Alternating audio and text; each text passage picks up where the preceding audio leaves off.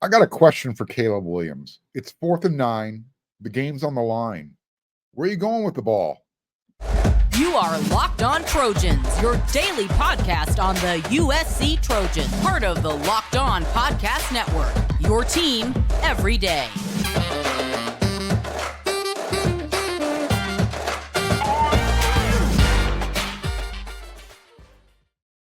Fight on, everyone. I'm your host, Mark Hulkin, and thank you for making Locked On USC your first listen every day. Whether you're watching me on YouTube or wherever you like to download your podcast, we are free. I cannot tell you enough how much I appreciate your support.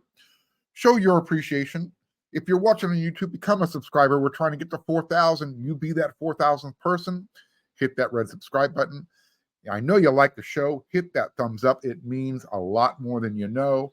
And I don't want you to miss one episode, so hit that bell notification button, and that way you do not miss Locked On USC Monday through Friday. Okay, so I know most of the high school recruits in the 2024 recruiting class were born in 2005. So I know some of you might not understand that 4th-and-9 reference, but all you need to know is that the Bush push, it doesn't happen without it. I know everybody knows the Bush push. If Matt Leinart doesn't audible to Dwayne Jarrett, who was being single covered by a leprechaun, literally, small little cornerback, named Ambrose Wooden, he essentially was ended up grabbing at air. The Bush push doesn't happen, and the USC Notre Dame game doesn't have that one moment of lore that we get to talk about 20 years later. So, with that setup, I like to go on record in saying that the biggest question on offense this season is who will Superman lean on when he needs to keep the drive alive? Who's going to be his go-to guy? You can see on the rundown. In the second segment, we're going to talk about who can actually beat USC in 2023. What type of team will it take? And then in the show's third segment, we're going to talk about the backup quarterback battle. So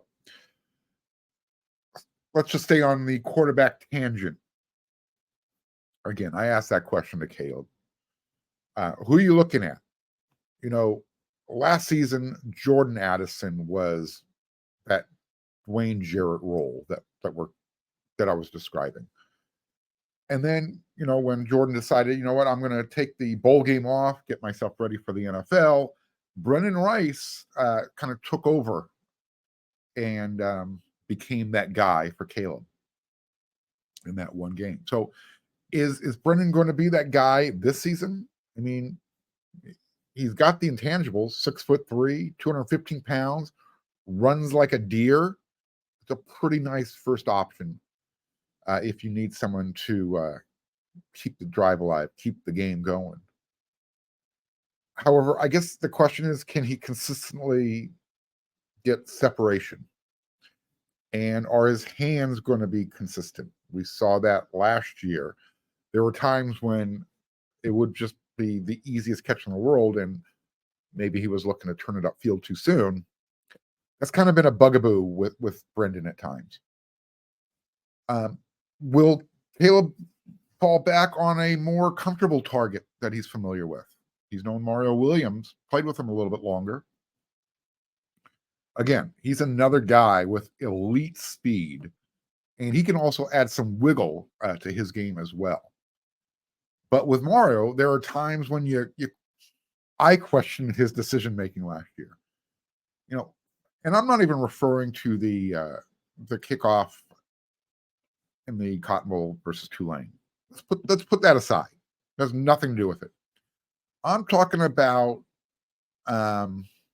taking what's there and not trying to make something out of nothing. Like giving up first down yardage, trying to, kind of hit that home run. You never want to coach someone to temper their effort, but knowing down and distance and where you are on the field, for me, that takes priority over the chicks love the long ball mentality. always trying to make that big play. So, again, Mario is definitely a candidate, but that's the part of his game that I don't know if,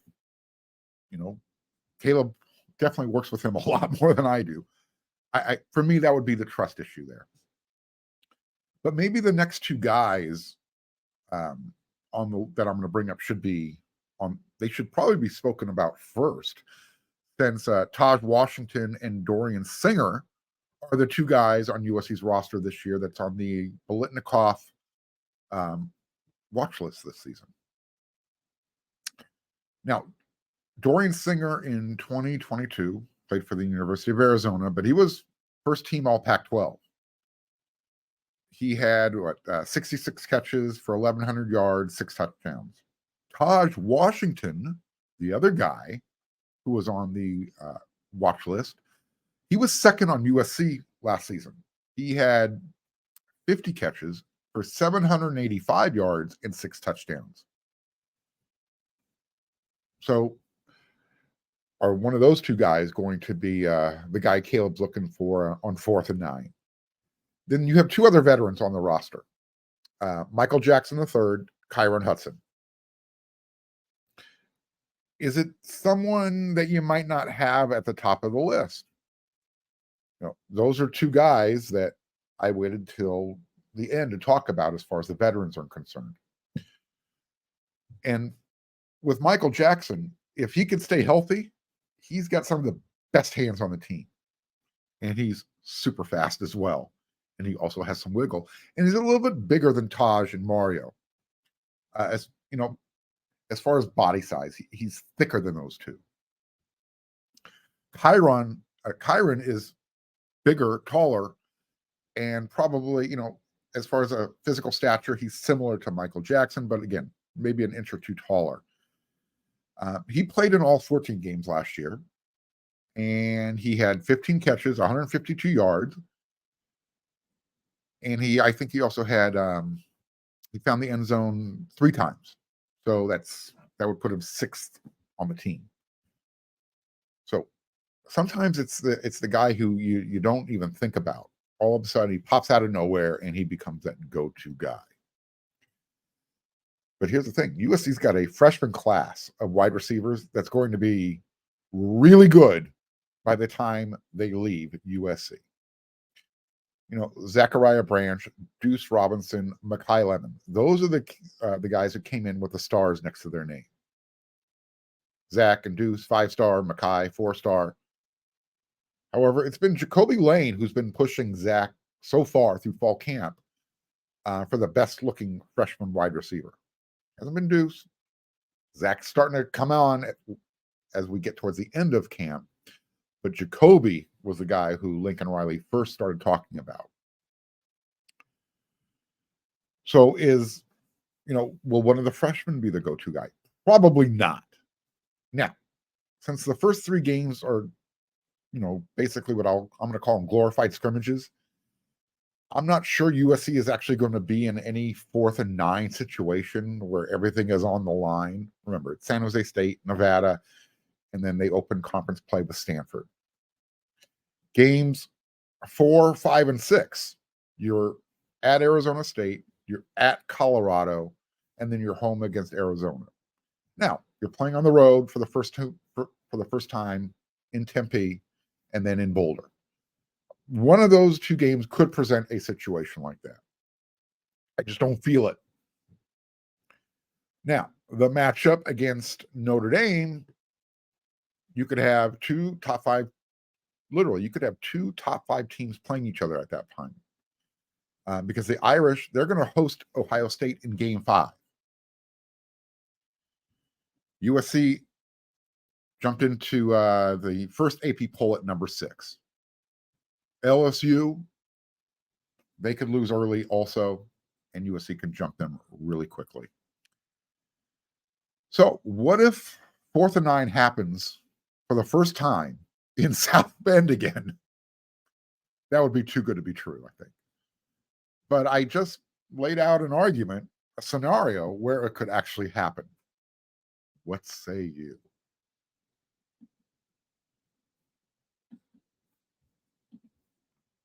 Men, are you tired of weakening or thinning hair? Do you want to reach your full hair potential, kind of like this? Maybe with you probably have a little bit more color in your hair. Well, the leading hair growth supplement, Nutrafol, helps improve your hair growth, visible thickness, that's me, and visible scalp coverage. Nutrafol is the #1 dermatologist recommended hair growth supplement clinically shown to improve your hair growth with visible thickness and visible scalp coverage. Nutrafol's hair growth supplement uses physician-formulated, natural, science-backed ingredients. As well, their drug-free, patented technology provides consistent, reliable results, and you're going to get it without compromising your sexual health. Big time. So go to Nutrafol.com/men to take their hair health wellness quiz. Identify causes of your thinning hair, and Nutrafol will give you a personalized plan for better hair health through whole body wellness. I got to find a better wording for that. Nutrafol supports healthy hair growth from within by targeting the root causes. And it works. In a clinical study, 84% of men showed improvement in their hair after 6 months taking the Nutrafol hair supplement. You need to take the first step to visibly thicker hair. For a limited time, Nutrafol is offering our listeners $10 off your first month subscription, and you're going to get free shipping with it. So go to Nutrafol.com/men and enter the promo code LOCKEDONCollege. Find out why over 4,000 healthcare professionals are going to recommend Nutrafol for healthier hair. Nutrafol.com/men. That's spelled N-U-T for Trojan, R for Robert, A for Apple, F for Frank, O for Oscar, L for LockedOn.com/men and enter promo code LockedOnCollege. That's Nutrafol.com/men, promo code LockedOnCollege.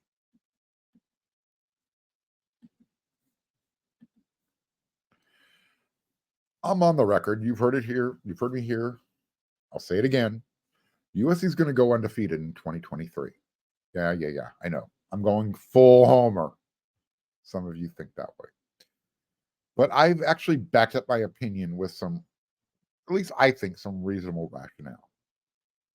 However, let's assume USC loses a game in 23. Because, look, going through the season undefeated, it takes some luck. It just doesn't take a great roster and playing at the top of your game. It takes some luck. So, what kind of team can beat USC this season? And is that type of team on the schedule? Or does USC have to wait for the playoffs before they can find out? Look, number one, you're going to need a team that can score a lot of points. USC has a few of those teams on their schedule. But you also need a team that can stop USC from scoring. I don't know if there's anybody on USC's 12-game schedule that's capable of doing that. Oregon State came close last year. It was USC's first game on the road. And, again, that was Lincoln Riley's first year at USC. USC was still kind of finding out who they were, still trying to actually believe that they were going to be good. So if we take the 4 ranked teams as the litmus test that are on USC's schedule, which one of them has what it takes? Yes, I know Utah fans are raising their hand. Hey, we beat you guys twice last year. But let's be honest, Utah fan. It's not like you stopped USC from scoring at any point. If you want to point to the conference championship game, okay.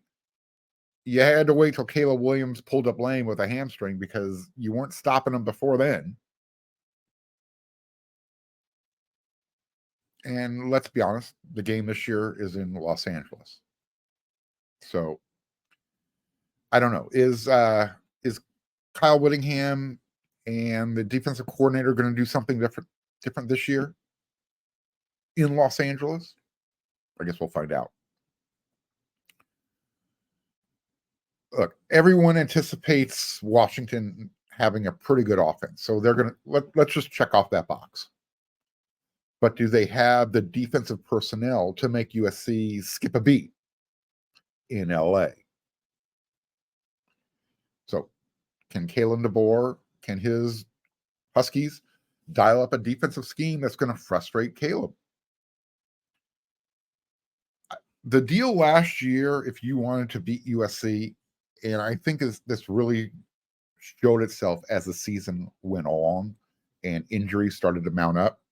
The deal last year was to kind of stay within 2 or 3 scores and then wait for USC's depth or the lack thereof to kind of tire out as the game wore on, or injuries to, attrition to as the season wore on, for attrition to take effect.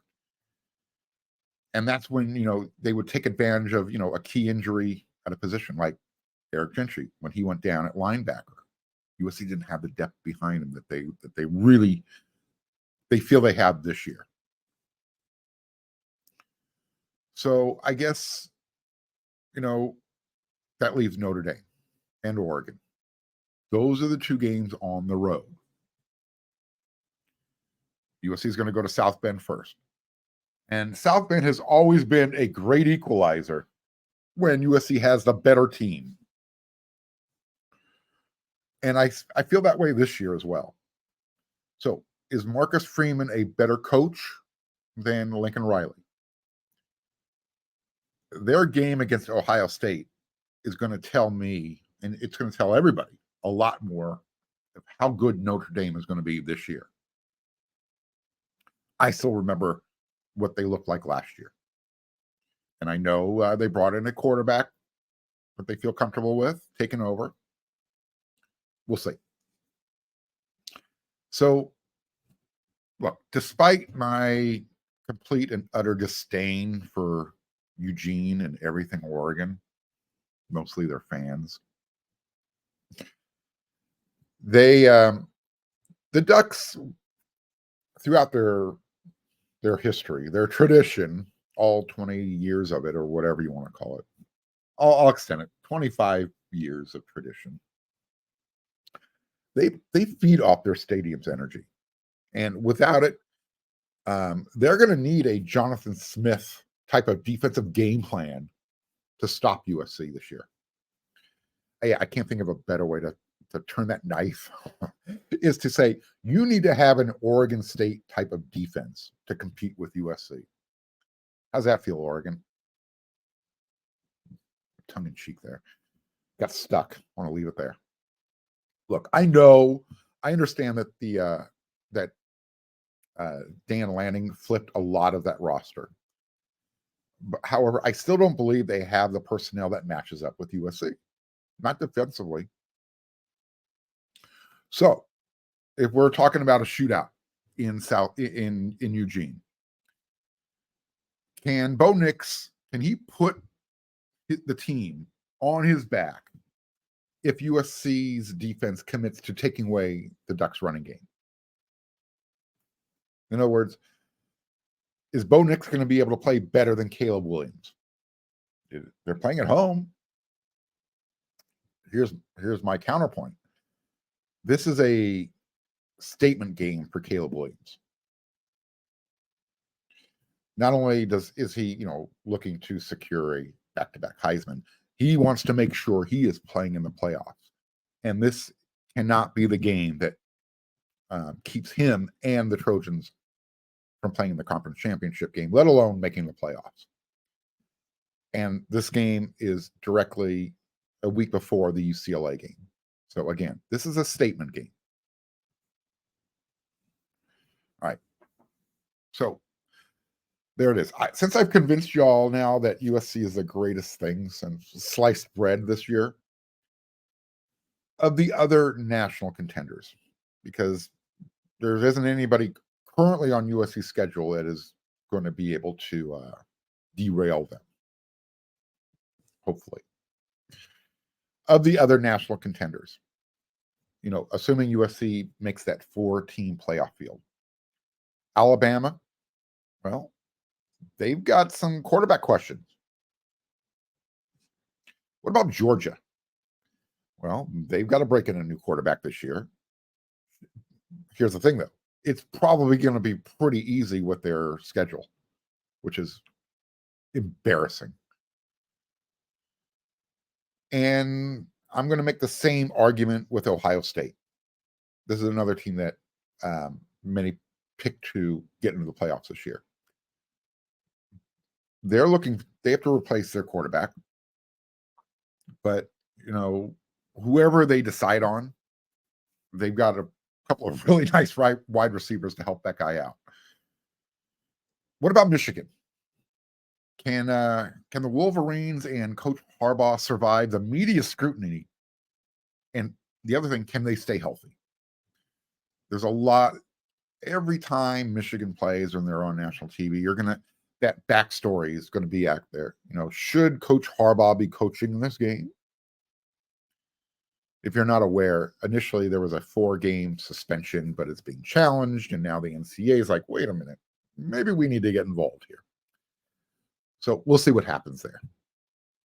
Again, Alabama, Georgia, Ohio State, Michigan, LSU is another team that folks in the national media are talking about possibly being able to make the playoffs this year. What team out there on the horizon can match up with USC? You're saying, Mark, you talked about them already. Georgia, Alabama, Ohio State, Michigan. Those teams might have some flaws this year. If you're a Trojan fan, you know how hard it is to repeat as a national champion. Georgia did that. You know how much harder it is to try and win it 3 times in a row. It almost happened in 2005. And we remember what happened in that Rose Bowl game against Texas that we don't ever want to watch again.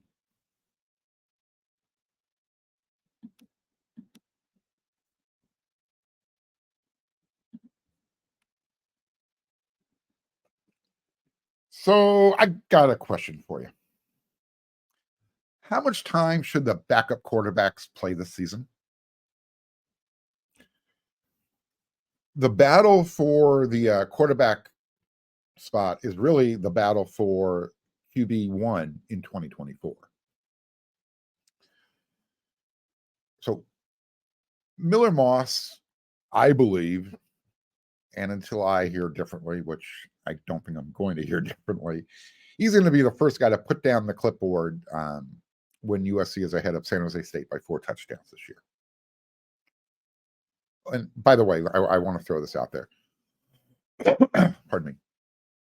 My over-under for Miller Moss this year on touchdown throws is 8. So are you going to go over or under? And the reason I'm bringing it up now is we talked about this on the WeRSC's Inside the Trojan Huddle show that I recorded earlier in the day for this week. Make sure you check it out when you're done with Locked On USC. I think Miller is going to see a bunch of time in the second half of games this year before USC before they get to Notre Dame. Again, San Jose State, Nevada, Stanford. Those are your first 3 games. I anticipate Miller playing in each one of those games. However, Coach Riley recently, he's talked about how much more confident Malachi Nelson is this fall camp. Remember, in spring, he was still kind of recovering from his off-season non-throwing shoulder surgery. This is what Coach Riley said after USC's practice on Monday. Quote, physically, it's been 180 degrees, and I would say even mentally too. Adding that Nelson was probably operating at below 50% during the spring. We're glad he went through it. He's glad that he went through it. It certainly made him better, end quote. Now, if Miller is the clear number 2, And again, until I hear otherwise, Miller Moss is your number 2 quarterback. I think you still want to start testing the competitor in both of them for next season when Caleb is gone. So how much time is Nelson going to get in games this season? Should he play in any games? That's a question. Or does he need to wait his turn and continue to watch from the sidelines with, Lincoln Riley, pointing things out and listening to Cliff Kingsbury through the headset during the games? Or, is Riley going to give Moss? Here's another scenario. What if Lincoln Riley gives Miller Moss cleanup duty in the first out-of-conference game against San Jose State and then says, all right, Nelson, you're getting mop-up duty against Nevada? Because Nelson is considered the future. He's got the most time left at USC. Miller has this year, and then everyone believes next year will be his final season. Here's part of coaching is making sure that the guys you have on your roster who have NFL talent, those guys are getting developed. Now, unless Nelson is head and shoulders better than Miller this year, I believe it's Coach Riley's duty to make sure Miller gets every single opportunity available to win next year's QB1 spot and make the freshman challenge Miller for that job.